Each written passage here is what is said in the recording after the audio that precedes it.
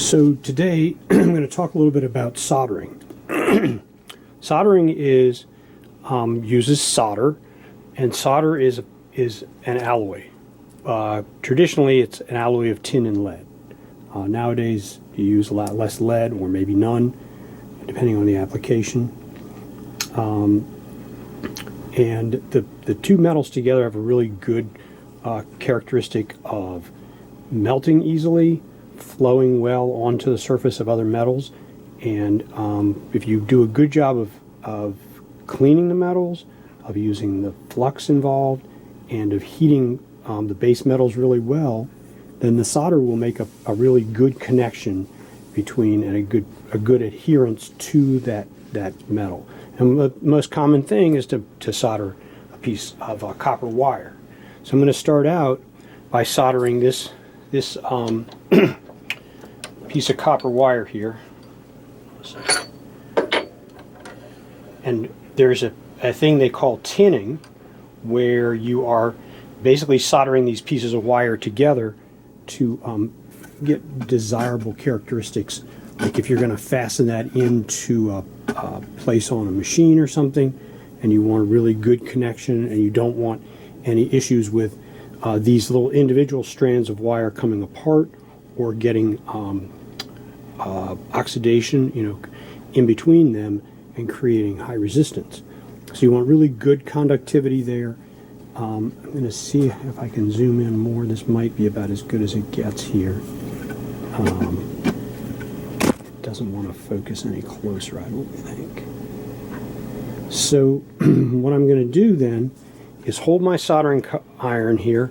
All right, actually this is called a soldering pencil. Now this part here has a heating coil in it, and this part here is a little solid copper tip, to carry that heat out where you can use it. This is your very basic soldering. Some people call it, like I said, soldering iron. This is a soldering pencil, really. And all it's got is this handle, the whole assembly there, and a plug. Put it in a wall and wait for it to get hot. And an easy way to tell if it's hot is to just put the put the solder up against it, and if it melts like that, then that soldering pencil is hot. So I'm going to go ahead and put it up against here and let it heat the copper wire.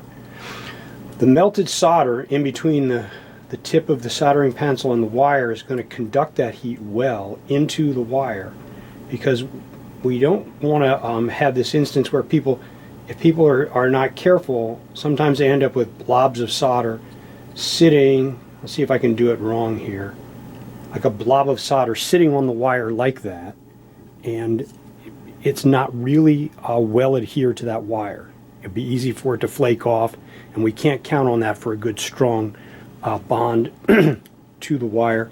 So instead, I'm going to put my soldering tip on here, my soldering pencil, melt a little bit of solder against the wire. Now you can see that that whole thing has gotten hot, and I'm able to melt that solder into the wire really well. And I'm going to keep the soldering pencil on there for an extra several seconds to make sure that it's really well adhered. That heat, along with the flux, the rosin core flux that's in this kind of solder, along with that heat, will really get it to flow and adhere to that wire. I'm going to get a little tiny bit more out here to really seal off the end. And if we needed a tinned piece of wire here, this would be pretty well done at this point. Okay, and that little bit of smoke coming off, that's burning off that flux. So then it's going to be hot for a minute. We'll let that cool off, and that looks pretty good, nice and shiny, and the solder is really has flowed well into those wires, and is well adhered to all the strands. Okay, so now of course a really common thing is to fasten a couple wires together. These are probably about 22 gauge solid copper wire. So it's just a single strand of copper, inside that insulation. And I've already stripped the insulation off of about 5/8 of an inch for each one. Sometimes, you know, you get in a hurry, you want to fasten something together, say like some lights on a trailer or something like that. You could just grab these two wires and twist them. And you do a really good job of getting a good quality twist where they're really both twisted around each other. That'll hold pretty well, surprisingly.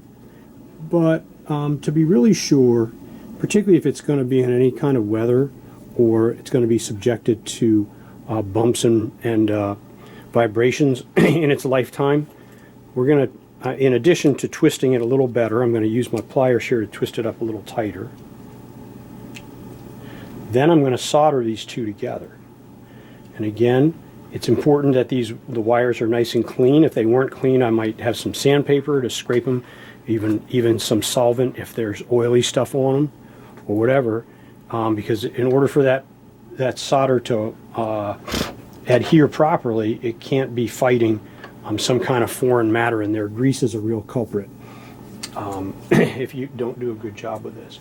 Again, I'm going to hold the soldering tip up underneath here and melt some solder onto it to get it good and hot.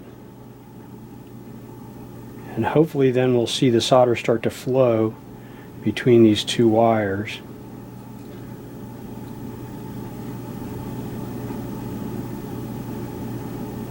Real soon here.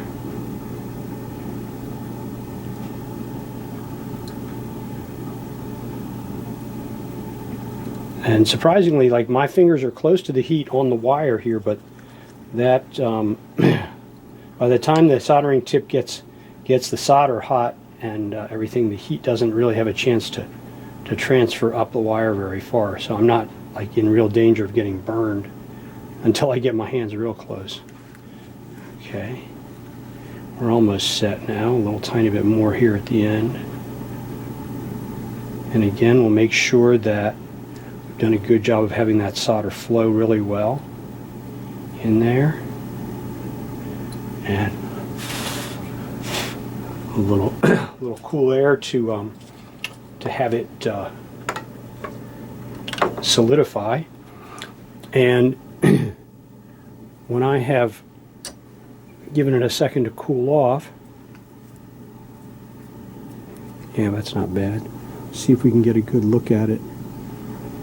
There is a pretty good solder joint right there, and that you could count on that for a good long time of a good physical connection. You can see that I twisted the wires together first to get a good structural mechanical connection between the two, and now with the solder well adhered to both, that's a pretty good joint there, and it's going to stay, have good connection, won't fall apart, and good electrical connection, probably for the lifetime of the wire. Okay, so that's about that.